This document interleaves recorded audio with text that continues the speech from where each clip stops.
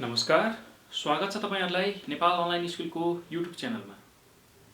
आज हामी कक्षा 10 को कम्पलसरी म्याथमेटिक्स जसलाई हामी चाहिँ अनिवार्य गणित भनेर भन्छौं हो, त्यसको चाहिँ विशेष गरेर तथ्याङ्क शास्त्र जसलाई हामी स्ट्याटिस्टिक्स भनेर भन्छौं हो, त्यसको चाहिँ मिडियन र क्वार्टाइल्स जसलाई हामी मध्यिका र चतुर्थांश भनेर भन्छौं हो, त्यसको चाहिँ सर्ट क्वेशनहरु हामीले हेर्न गइरहेका छौं। र यस्तो खालको सर्ट क्वेशन चाहिँ हामीलाई विशेष गरेर एससी अथवा एसएलसी मा सोधिरहेको छ र फेरि पनि सोध्नै चाहिँ क्वेशनहरु हो यो भनेको। र यस्तो खालको क्वेशन प्राय जसो हामीलाई 1 मार्क्स मा सोधिरहेको हुन्छ है त। सो यस्तो खालको यो ग्राफ अर्थात लेखा जुन चित्र छ हैन, सो चित्र अथवा चाहिँ यो वक्रबाट चाहिँ हामीलाई के सोध्न सक्छ भन्दाखेरि एउटा भनेको मध्यिका निकाल्न हैन, मध्यिकाको चाहिँ क्लास अर्थात श्रेणी कतिमा पर्छ अथवा कहिलेकाहीँ मध्यिका निकाल्न, त्यसैगरी पहिलो चतुर्थांशको चाहिँ श्रेणी कति हो, क्लास कति हो, फर्स्ट क्वार्टाइलको क्लास कति हो, त्यसैगरी अर्को भनेको थर्ड क्वार्टाइलको क्लास कति हो हैन, मिडियन कति हो, मिडियनको क्लास कति हो, यस्ता खालका कुराहरु चाहिँ हामीलाई प्राय जसो सोध्ने गर्छ है त 1 मार्क्स मा। र एकदमै सजिलो छ, यसलाई चाहिँ हामीले थोरै कन्सेप्टले पनि बुझ्न सक्छौं र यसको सजिलै हामीले एन्सरहरु दिन सक्छौं है त। सो हेर्नुस् त, अब यी क्वेशनहरुलाई हेर्दै जाउँ कसरी चाहिँ हामीलाई सोधेको क्वेशनले सोधेको कुराहरुको सोलुसन निकाल्ने भनेर हामी हेरौँ है त। सो हेर्नुस् त, पहिलो चित्रमा हेरौँ, पहिलो प्रश्न हेरौँ। दिएको सञ्चित बारम्बारता वक्रबाट मध्यिका श्रेणी पत्ता लगाउनुस् भनेर हामीलाई सोधिरहेको छ। हेर्नुस् त, यो दिएको यो सञ्चित बारम्बारता अर्थात क्युमुलेटिभ फ्रिक्वेन्सी को जुन यो वक्र छ, यो भनेको चाहिँ एउटा ग्राफ छ हो, योबाट मध्यिका श्रेणी चाहिँ पत्ता लगाउनुस् भनेर हामीलाई सोधेको छ। अब हामीले के बुझ्ने भन्दाखेरि जहिले पनि हामीले के बुझ्नु पर्यो भन्दाखेरि हेर्नुस् त, एउटा कुरा हामीले जहिले पनि यो फ्रिक्वेन्सी अर्थात जुन हाम्रो बारम्बारता छ, यो बारम्बारतालाई हेर्नुपर्ने हुन्छ र यसको सबैभन्दा ठूलो मान कति छ अर्थात 100 र 100 सम्मको चाहिँ भ्यालु रहेछ अर्थात टोटल नम्बर अर्थात टोटल संख्या चाहिँ कति छ त, कुल संख्या भनेको यहाँ 100 एउटा। अब यो भनेको चाहिँ फ्रिक्वेन्सी भयो, अब यहाँ विद्यार्थी हुन सक्छ, जे पनि हुन सक्छ, यो हाम्रो बारम्बारता भयो, यो यसको मान चाहिँ 100 छ।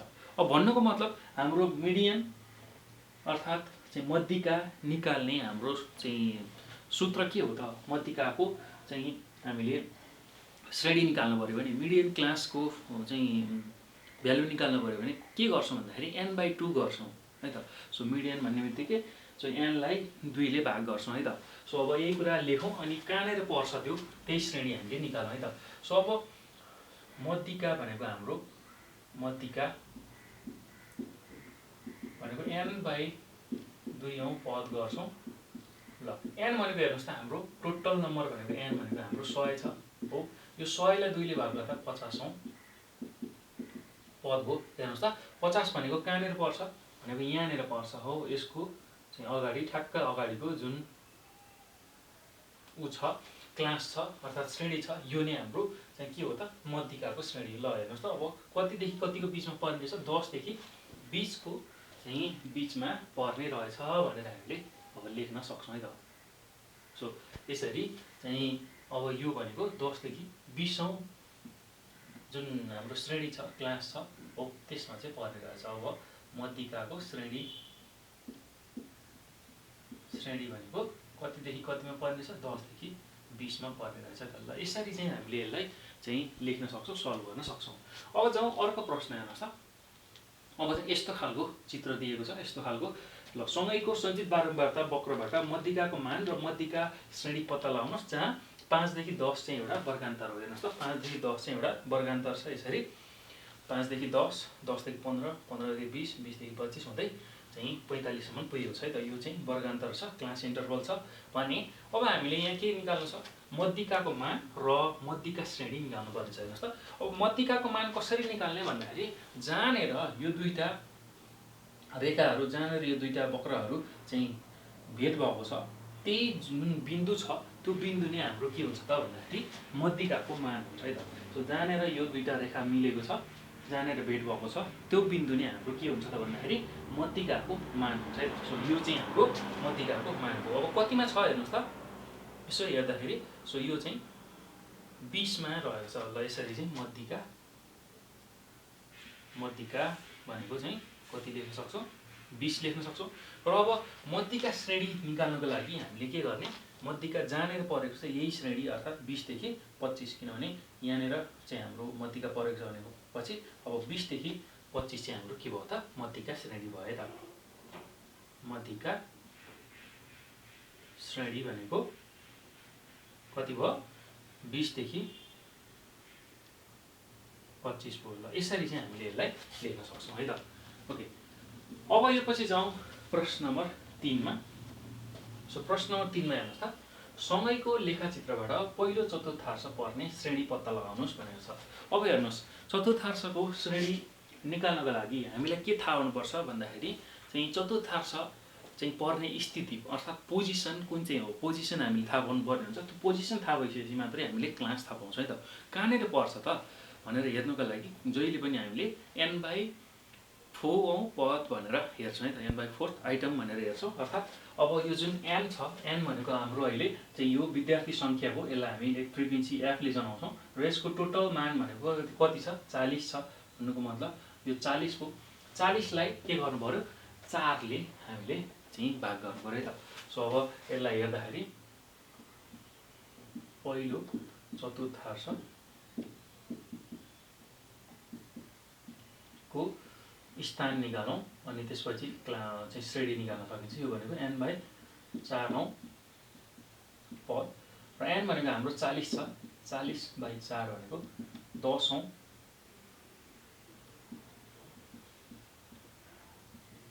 ल यो भनेको खासमा के रहेछ भन्दाखेरि 10 पद रहेछ।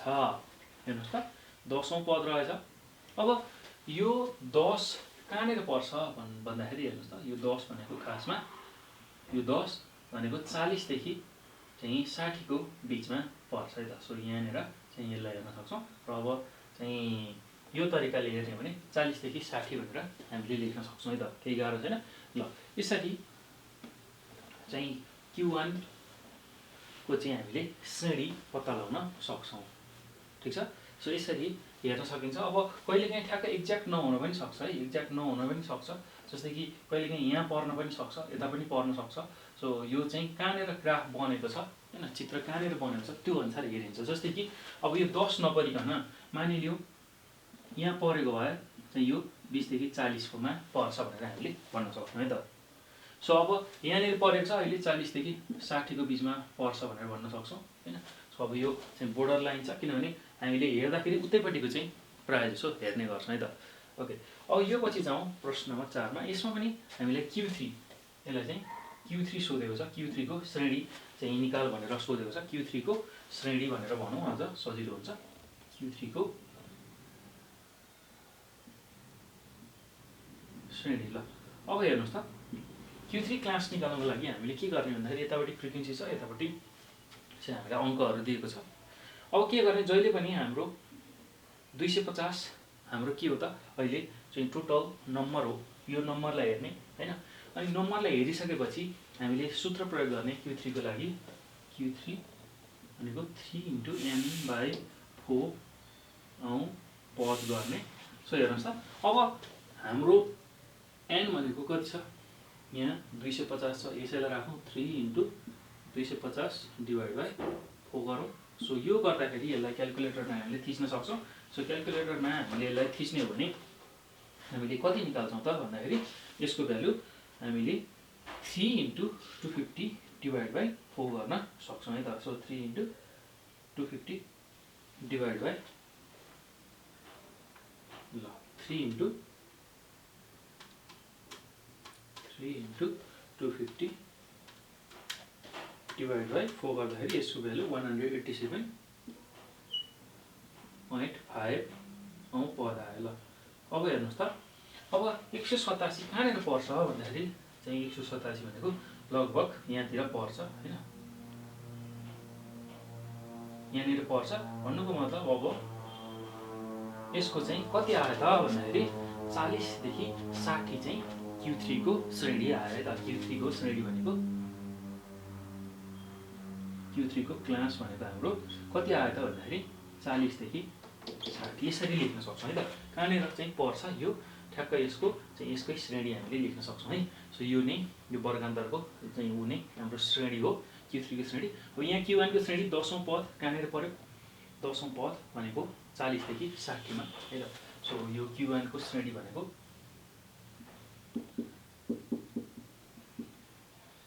ल यो चाहिँ 40 देखि 60 भनेर हामीले लेख्न सक्छौँ है त। यसरी चाहिँ हामीले यसको उत्तर दिने। सो सजिलो छ, केही गाह्रो छैन। सो सबैमा हामीले के जान्नु पर्यो भन्दाखेरि हामीले चाहिँ के कुरा थाहा पाउनु पर्यो, के कुरा जान्नु पर्यो भने सुरुमा हामीले के गर्ने, हामीलाई यो चाहिँ यो पद निकाल्ने हैन, यो यसको स्थान निकाल्ने फर्मुला थाहा हुनु पर्यो। त्यो थाहा भइसकेपछि यहाँ जति मान आउँछ नि हामीले यसलाई सल्भ गर्दाखेरि जति मान आउँछ नि त्यसलाई चाहिँ यहाँ हामीले यो चित्रहरुमा हेर्नु पर्यो कहाँनिर पर्छ। जस्तै कि 10 भनेको ठ्याक्क कहाँनिर पर्छ, यहाँनिर पर्छ। यहाँ र यहाँको अब जुन हाम्रो श्रेणी छ अर्थात् वर्गान्तर छ यो चाहिँ हाम्रो श्रेणीहरुको रूपमा आउँछ। त्यसैगरी यहाँ पनि त्यसैगरी हामीले हेर्यौं, यहाँ 40 देखि 60 को बीचमा, यहाँ पनि 40 देखि 60 को बीचमा, यहाँनिर चाहिँ 20 देखि 25 को बीचमा हैन। त्यसैगरी यहाँ चाहिँ 10 देखि 20 को बीचमा। सो यसरी चाहिँ हामीले यसलाई हेर्नुपर्ने हुन्छ र यसरी चाहिँ हामीले यसको सोलुसन गर्नुपर्ने हुन्छ। एकदमै सजिलो छ, केही गाह्रो छैन। र यस्तै खालका क्वेशन चाहिँ हामीलाई प्राय जसो आइरहेछ है, एक्जाममा आइरहेछ। त्यो भएर हामीले यिनीहरूलाई चाहिँ यस्ता खालका क्वेशनहरूलाई चाहिँ नसुलाइकन चाहिँ गर्नुपर्ने हुन्छ, बुझ्नुपर्ने हुन्छ है त। सो अब यस्तै खालका सर्ट क्वेशनहरू तपाईहरुले अरु पनि पाउन सक्नुहुन्छ। मैले यहाँ कन्सेप्ट भनिहालेँ कसरी चाहिँ गर्ने भनेर। सो यसैलाई तपाईहरुले चाहिँ प्र्याक्टिस गर्नु होला है त। यस्तै खालका क्वेशनहरू खोजी प्र्याक्टिस गर्नु होला, केही गाह्रो छैन। हामीले चाहिँ यो सूत्र थाहा हुनु पर्यो Q1 Q3 अनि यो भनेको Q2 हो। Q2 अर्थात् MD निकाल्ने सूत्र थाहा भएपछि हैन, त्यसपछि कति आउँछ त्यही अनुसार हामीले चित्रबाट हेरेर यसलाई लेख्न सक्छौँ है त। सो ल यति कुराहरू चाहिँ यसलाई अब अझै प्र्याक्टिस गर्दै जानु होला है त। सो यो भन्दै म यो भिडियोबाट बिदा हुन्छु र यो भिडियो हेरेपछि यसलाई सक्दो सेयर गर्नु होला, लाइक गर्नु होला, कमेन्ट गर्नु होला र नेपाल अनलाइन स्कुलको युट्युब च्यानललाई सब्स्क्राइब गर्न नभुल्नु होला। र अनि यस्तै खालका चाहिँ अब लङ क्वेशनहरू हामी गर्दै जान्छौँ मिडियन र क्वार्टाइल्सहरुको। सो त्यो भिडियो पनि नछुटाइकन तपाईहरुले हेर्नु होला है त। सो यति भन्दै म बिदा हुन्छु, धन्यवाद।